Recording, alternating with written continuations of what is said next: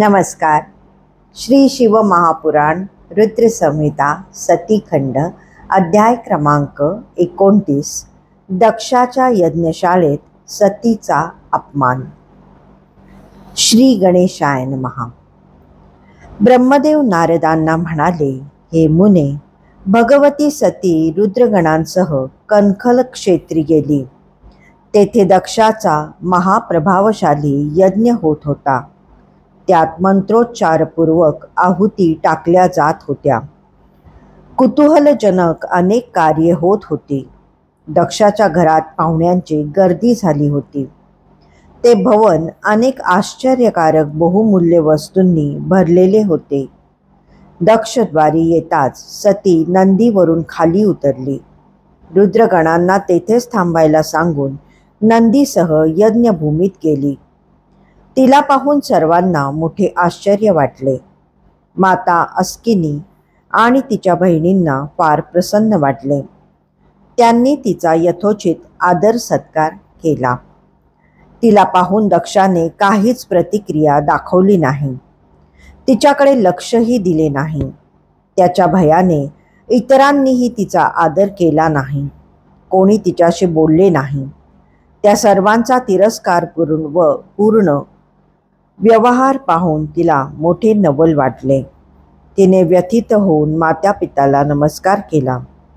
त्या यज्ञात सर्व देवतांसाठी वेगवेगळे हविभाव ठेवले होते. तिला शिवजींचा भाग दिसलाच नाही. आधीच अपमान आणि त्यात ही भर पडली. त्यामुळे तिला फारच संताप झाला.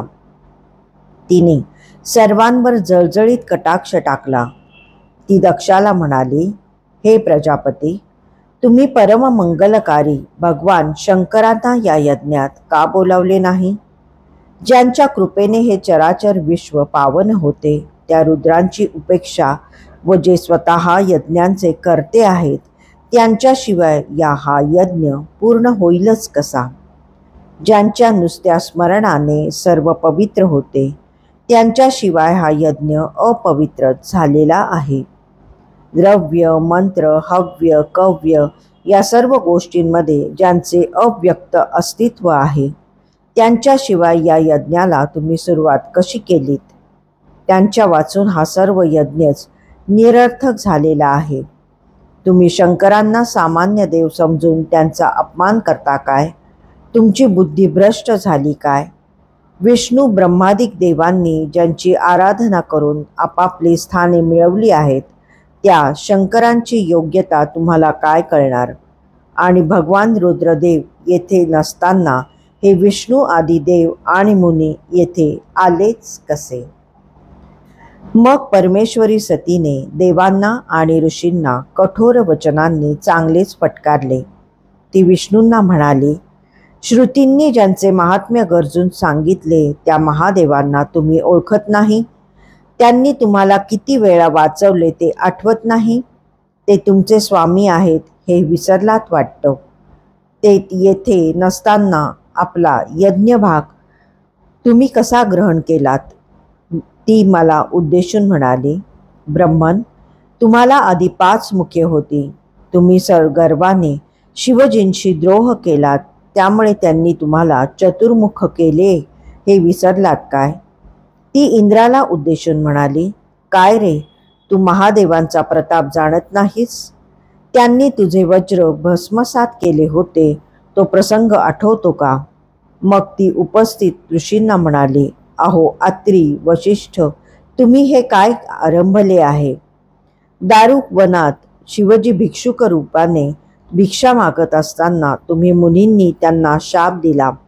त्यावेळेस शिवलिंगाने चराचर विश्वच जाळण्यास सुरुवात केली हे विसरलात काय? ब्रह्मदेव, विष्णू आदी सर्वांना भूल पडली आहे, तशी तुम्हालाही भूल पडली आहे काय? ज्यांच्याविषयी बोलताना वेदशास्त्रांनी मौन पत्करले, त्या परमात्म स्वरूप शिवजींची थोरवी जाणत असूनही तुम्ही येथे येऊन त्यांचा जो अपमान केला आहे त्याला क्षमा नाही. बोलण्यामुळे सतीचा राग आणखीनच भडकत होता. ती क्रोधावेगाने थरथर कापत होती. त्यामुळे देवांना व ऋषींना फारच भीती वाटली. ते सर्व मौन धरून बसले. दक्ष तिच्याकडे संतापाने पाहत होता. तो म्हणाला, मुली, व्यर्थ बडबड करू नकोस. त्यातून काहीही साध्य होणार नाही. तू येथे कशाला आलीस? तुला कोणी बोलावले होते? तुझे येथे काय काम आहे? निमंत्रणाशिवाय कोठे जाऊ नये हा साधा शिष्टाचार तुला कळत नाही? आता आलीच आहेस तर मुकाट्याने थांब, नाही तर निघून जा. तुला कोणी अडवणार नाही. तुझा पती कसा आहे हे सर्व पंडितांना माहीत आहे. तो कुवेश धारण करतो. त्याचे स्वरूप अमंगल आहे. तो भूत, प्रेत, पिशाचादिकांमध्ये वावरतो. वेदांनीही त्याला बहिष्कृत केला आहे. मी त्याला चांगलाच ओळखून आहे. येथे महायज्ञ चाललेला आहे. मोठमोठे ऋषी आणि देव आलेले आहेत. अशा श्रेष्ठींच्या सभेत त्याचे काय काम? म्हणून मी त्याला जाणीवपूर्वक बोलवले नाही. रुद्राला शास्त्रार्थाने ज्ञान नाही. तो क्रोधी, उद्धट व दुरात्मा आहे. त्याच्याशी कोणत्याही स्वरूपात संबंध ठेवावा असे मला वाटत नाही. मी ब्रह्मदेवांच्या बोलण्यावर विश्वास ठेवला आणि तुझे त्याच्याशी लग्न लावून दिले. याचा मला खरोखरच पश्चाताप वाटत आहे. मी तुला माझे म्हणणे स्पष्ट सांगितले आहे. आता राग सोडून शांत हो. या यज्ञात आलीच आहेस तर आपला भागही ग्रहण कर. दक्षाचे बोलणे सतीच्या जिव्हारी लागले. त्यांनी सर्वांसमक्ष केलेली शिवनिंदा तिला सहनच झाली नाही. शिवजींपाशी परत गेल्यावर त्यांना काय सांगायचे, येथील वृत्तांत जाणून त्यांना काय वाटेल, अशा अनेक विचारांनी ती अक्षरशः व्याकुळ झाली. तिने दीर्घ निश्वास टाकला व दक्षाला उद्देशून म्हणाली, जो महादेवाची निंदा करतो किंवा ऐकतो तो कल्पांतांपर्यंत नरकातच खितपत पडतो. शिवनिंदकाची जीभ छाटून टाकावी आणि त्याला शिक्षा करण्याचे सामर्थ्य नसेल तर तेथून निघून जावे असे शहाणे म्हणतात. मी येथे आले, येथे मला शिवनिंदा ऐकावी लागली. त्यामुळे माझी जगण्यातील रुचीच निघून गेली आहे.